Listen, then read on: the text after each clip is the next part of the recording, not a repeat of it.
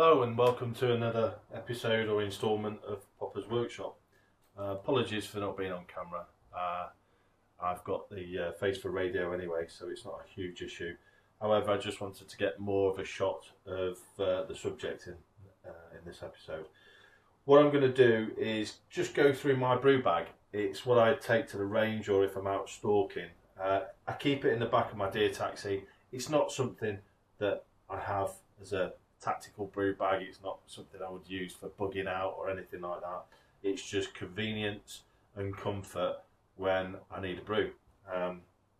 Has pretty much everything I need in it to go. I personally don't take milk unless it's in tea, but then again I do have some options for that and I'll go through those in the video. So first things first, this is just a cheap tactical, I think it's a waist bag. It has a waistband here if you want to carry it around your waist. I never do. It's just purely for convenience because of the pockets that it's got. So it has a couple of little clips which you flip over, spin it around, and you've got access to the main compartment, which here, as you can see, is a twin zipper. Quite useful. I do like twin zippers because it means you can just open one side, or it makes them easier for actually getting more stuff in. So first things first, I've got matches for lighting my cooker, which is a Coleman cooker. You'll see it shortly. Again, Ziploc bags. These are basically, it's a military thing. We were always taught to keep things waterproofed. This doesn't require to be tactical, so I'm not overly worried about noise. If I jig it up and down, it's relatively quiet, but like I say, I'm not patrolling and I'm not stalking with this. So matches, noisy Ziploc bag. I've got a wind deflector. I've used this on a few occasions, especially when we're at the big ranges up in Scotland where you can get a decent wind. Estelle Muir, especially when you're out on that hill, the wind barrels down, and if you've got something that's got a real flame to it, then you really need some sort of shelter from it. It's a concertina windbreak. You just pop it around your cooker, and then it gives you sufficient wind coverage to make sure that you can get your water up to temperature relatively quickly. Just concertinas in, just pop that in there, put that to one side. Tea towel, again Ziploc bagged, it's just there to keep it dry. Normally if I do have to use something to wash up, I like to have something to dry up as well before I chuck it back in the bag. This it will go back in the Ziploc bag whether it's wet or dry.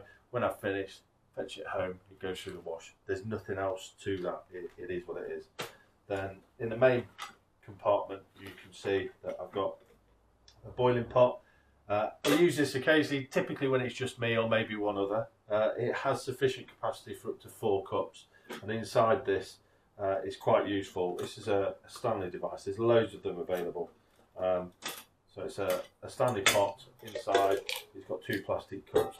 As you can see, it's not often I use these because in most cases if I'm at the range and I'm not far from a deer taxi, I keep packs of these paper cups in there, largely because the guys that I'm out with will usually want to brew.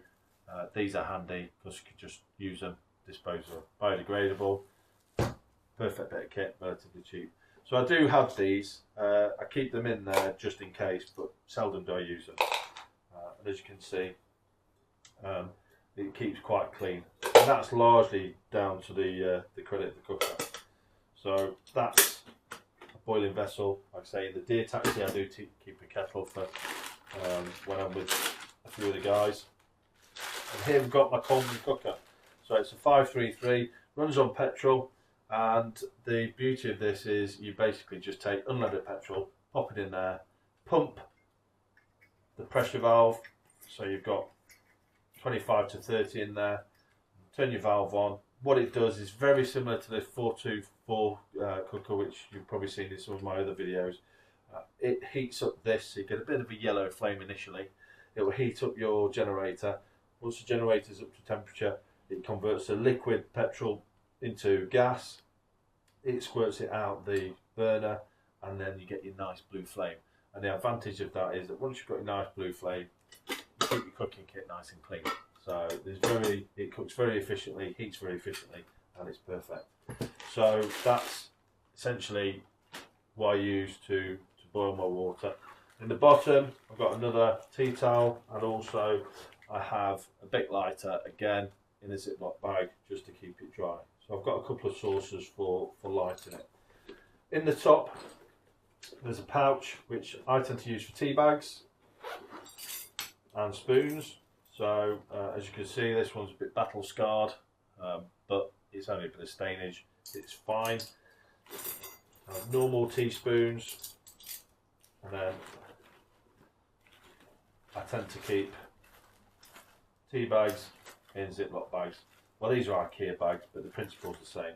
I also have a tendency to take any of the tea bags that I get when I'm in hotels or B&Bs, just keep those, pop them in here, and they're dead handy. Sometimes you get a nice one. I do keep a couple of Puritabs in there just in case I'm getting water from an external source. It's not often, but it has happened. And so that's everything that's in the top pouch, and it's literally just easy to access, and it's probably the most common beverage amongst the guys that I shoot with. Tea NATO seems to be the standard.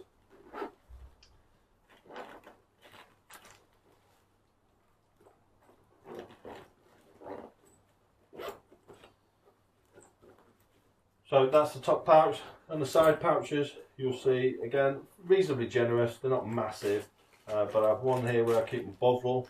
One of the things that I absolutely love, especially on a cold morning up in Scotland when we're on the range and the frost's on the ground, is a nice hot Bovril and the smell of propellant in the air.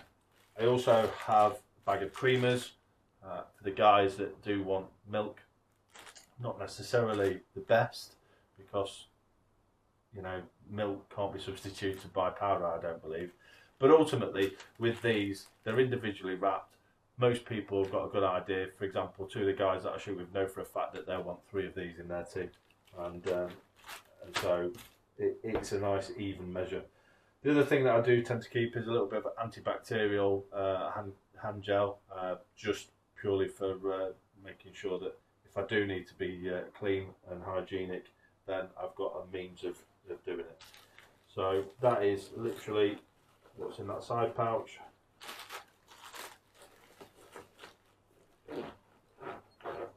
And then in the other side pouch, more little bits and pieces.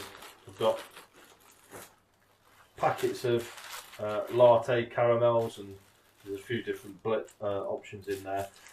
Like I said, this is not a tactical thing. I've not got it because I'm wanting to rough it, you know, and I'm trying to get away from some kind of zombie army. I've got it just purely for a little bit of comfort when we're at the range. The other thing that I do keep is I've got some hurricane matches. I have these, I don't know whether you can see that, little aluminium waterproof containers, and with these I find them quite useful because they have a little rubber seal that goes around the edge. In there is my hurricane matches. You can see those. Quite difficult to get the light. I'll take a photo of those and I'll pop it, I'll embed it into the video, and then you can see what they are. To be honest, I've not needed to use them because in most cases just having normal safety matches in a Ziploc bag keeps them usable. It's unlikely that I've been in a situation where I've got no other option.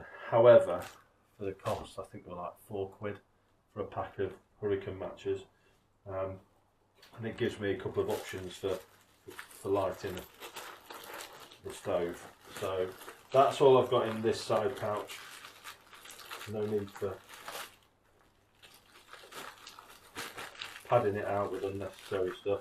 Like I say, the guys at the range, some of the guys that I shoot with do prefer something like a latte rather than just a bog standard coffee, because it comes with the creamers installed. So you basically just pour it, add water, job's done, makes it dead efficient for them. Coffee in a tub, sugar in the tub, and then I do have a couple of hot chocolates.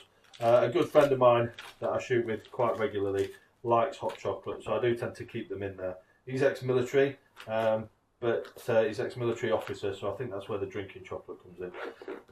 To have a a desire for the finer things in life, officers. So, but that's my brew bag. There is nothing else to it. I don't tend to keep anything in there that I don't use, other than multiple sources of life in it. Fairly easy to pack away. Keep things nice and dry. Goes in. It's quite a good fit. You know, it just fits perfectly, really. Put the detail back in. Bag up the windbreak.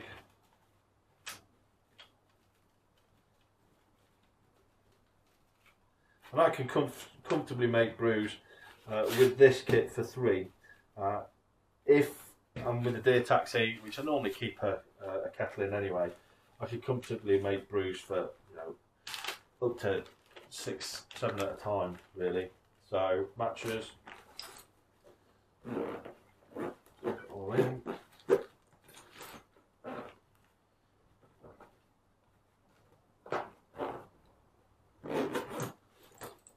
Flip it up.